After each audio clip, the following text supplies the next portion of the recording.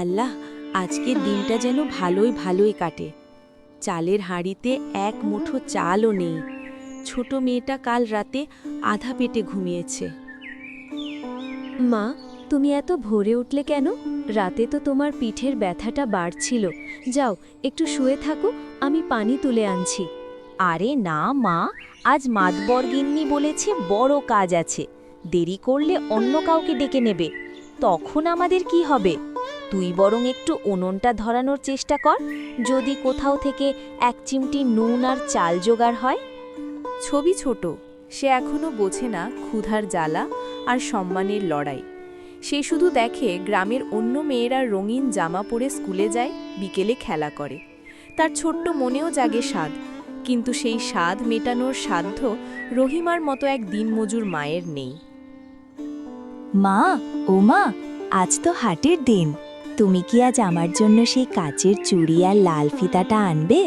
দেখো না, আমার চুলে বাঁধার ফিতাটা একদম ছিঁড়ে গেছে। আমার সোনা মা রে, আজ তোমা কাজ থেকে ফেরার সময় দেখি কি করতে পারি। বেশি বায়না করিস না মা। ছবি, চুপ কর। মা এমনিতেই কষ্টে আছে। তুই বড় হবি, কাজ করবি, তখন নিজের সব ইচ্ছে পূরণ করিস। এখন মাকে শান্তিতে কাজে যেতে দে। রুবির ধমকে ছবি চুপ করে যায় ঠিকই, কিন্তু তার চোখের কোণে জমে থাকা জলটুকু রহিমার বুকটা ছিঁড়ে ফেলে। রিক্ত হাতে মা কাজে বের হয়, মনে এক রাশ পাথর চাপা দিয়ে। শুরু হয় দুই মেয়ের একাকী ঘরে অপেক্ষার পালা। কিন্তু এই অভাবই কি তাদের শেষ ঠিকানা, নাকি সামনে অপেক্ষা করছে অন্য কোনো কঠিন পরীক্ষা? রোদ যখন মাথার উপর আগুন ঢালে, তখন রহিমার হাড় ভাঙা খাটুনি শুরু হয়। ঘরে দুই মেয়ে না খেয়ে আছে, এই চিন্তা তাকে এক মুহূর্ত জিরোতে দেয় না। কিন্তু সমাজের উঁচুতলার মানুষের কাছে এই পরিশ্রমের মূল্য কতটা? এই রহিমা, পা কি চলে না? নাকি আজ আর ভাত খাওয়ার ইচ্ছে নেই? কতক্ষণ লাগে এই কটা ধান শেষ করতে? চাচি, সকাল থেকে পেটে দানা পানি পড়েনি তো, তাই শরীরটা বড্ড দুর্বল লাগছে। আর একটুখানি আছে, এক্ষুনি শেষ করে দিচ্ছি। পরিশ্রমের বিনিময়ে জুটল ঘৃণা আর তুচ্ছতাচ্ছিল্য। রহিমা জানে এই খুদ দিয়ে তৃপ্তির ভাত হবে না, কিন্তু ক্ষুধার রাজ্যে এই বা কম কিসে? অপমানে রহিমার চোখ ফেটে জল এলেও সে তা আঁচলে মুছে নেয়। এই নে তোর মজুরি, বেশি আশা করিস না। আমাদের দয়ায় তোরা টিকে আছিস। আল্লাহ আপনার ভালো করুক চাচি, এইটুকুই আমার কপালে ছিল। গরিবের কাছে বৃষ্টি মানে জানালার ওপারে রোম্যান্টিক দৃশ্য নয়, বৃষ্টি মানে ঘরের ভেতর জল আর আতঙ্কের রাত। কাল বৈশাখীর ঝাপটায় আজ বুঝি রহিমার শেষ আশ্রয়টুকু বিলীন হয়ে যাবে। আপা, ও আপা, ঘরটা এভাবে নড়ছে কেন? আমরা কি মরে যাব? ভয় পাস না ছবি, আমার হাত শক্ত করে ধর। মা চলে আসবে এখনই। আল্লাহকে ডাক। ভয় পাস না মা, আমি চলে এসেছি।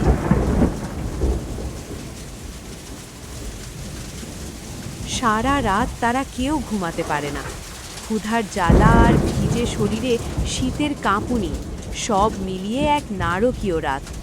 তবুও রহিমা তার দুই মেয়েকে বুকের ভেতর আগলে রাখে, যেন পৃথিবীর সব ঝড় থেকে তাদের রক্ষা করবে।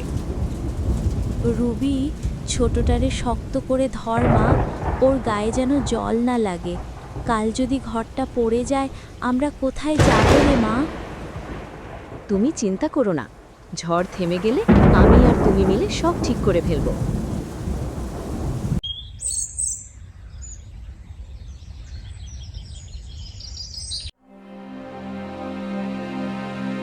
খিদের চেয়েও বড় এক খিদে রুবির মনে কাজ করে, সেটা হলো শিক্ষার খিদে।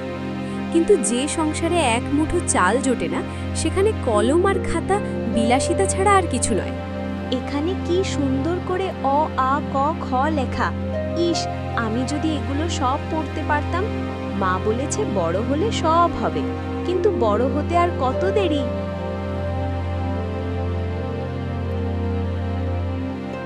দুর্ভাগ্য যেন রহিমার পিছু ছাড়ছে না। একদিকে চাল নেই, অন্যদিকে ছোট মেয়ের এই প্রাণঘাতী অসুখ। রুবির কুড়ানো কাগজের আনন্দ এক মুহূর্তেই বিষাদে পরিণত হলো। এখন রহিমার সামনে কেবল অন্ধকারের দেয়াল।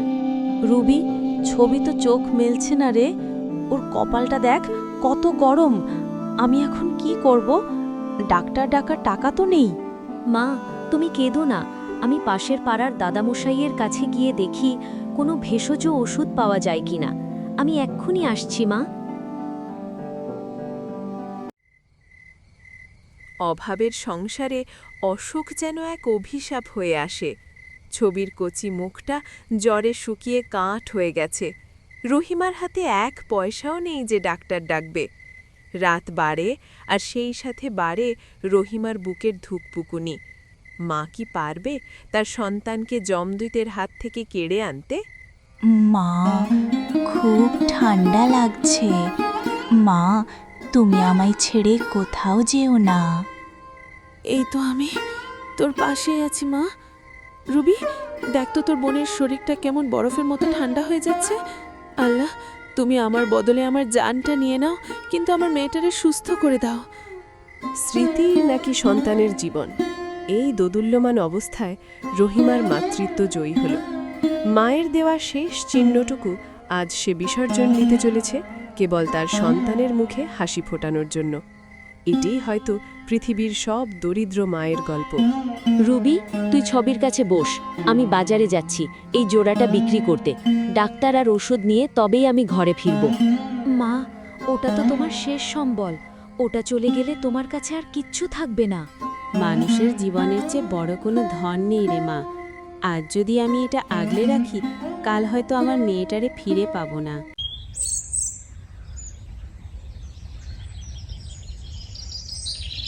ছবি সুস্থ হলো ঠিকই, কিন্তু রহিমার হাতের সবটুকু সম্বল ফুরিয়ে গেল। বড় মেয়ে রুবি এখন আর ছোট নেই। দারিদ্র্য তাকে সময়ের আদেই বড় করে তুলেছে। সে ঠিক করল সে আর ঘরে বসে থাকবে না। মায়ের ঘাম আর চোখের জল মোছানোর দায়িত্ব এখন তার। মা, আমি শহরে যেতে চাই। পাশের পাড়ার হাসিম ভাই বলল শহরে গার্মেন্টসে কাজ করলে অনেক টাকা পাওয়া যায়।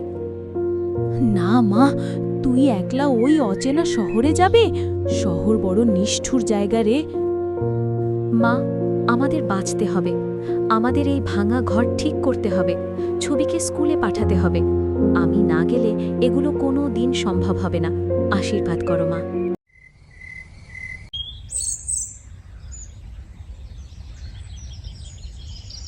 এক বুক স্বপ্ন আর চোখে জল নিয়ে রুবি তার চিরচেনা গ্রাম ছেড়ে অজানার উদ্দেশ্যে পা বাড়ালো। পিছনে পড়ে রইল তার শৈশব, তার মা আর ছোট বোন।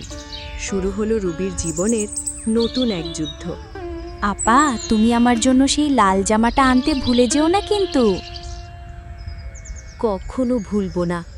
আমি যখন ফিরব তখন তোর আর মায়ের জন্য অনেক অনেক উপহার নিয়ে আসব।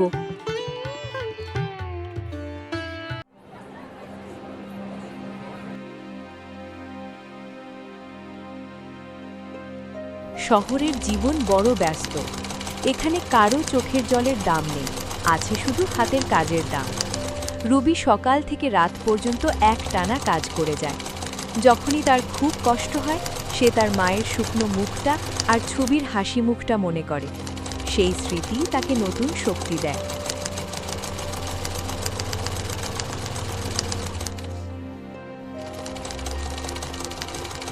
এই নতুন মেয়ে, হাত চালাও। আজ বিকেলের মধ্যে 1000 পিস শেষ করতে হবে। দেরি করলে বেতন কাটা যাবে। জি স্যার, আমি চেষ্টা করছি। আমি একটুও থামব না। আপনি চিন্তা করবেন না। প্রথম উপার্জনের সেই আনন্দ কোনো ভাষায় প্রকাশ করা যায় না। রুবি অনুভব করল সে এখন আর সেই অসহায় মেয়েটি নেই। সে এখন তার পরিবারের খুঁটি। আজ সে বিজয়ী বেশে গ্রামে ফিরবে।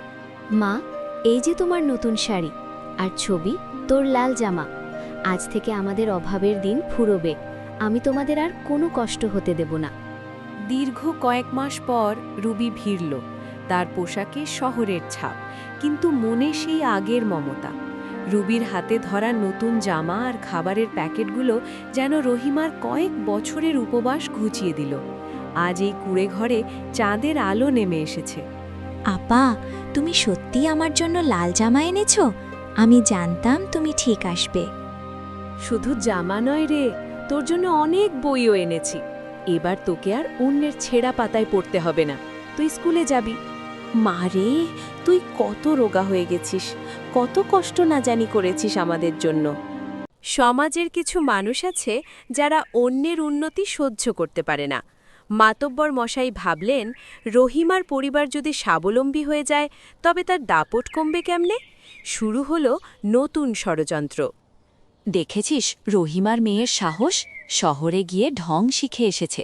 গ্রাম্য সমাজে এসব মেয়েদের বেশি প্রশ্রয় দেওয়া ঠিক না, কিছু একটা করতে হবে। অন্ধকার যেমন আলোকে ভয় পায়, তেমনি কুসংস্কার ভয় পায় শিক্ষাকে। কিন্তু রুবি এখন আর সেই শান্ত মেয়েটি নেই, সে প্রতিকূলতার সাথে লড়াই করতে শিখেছে।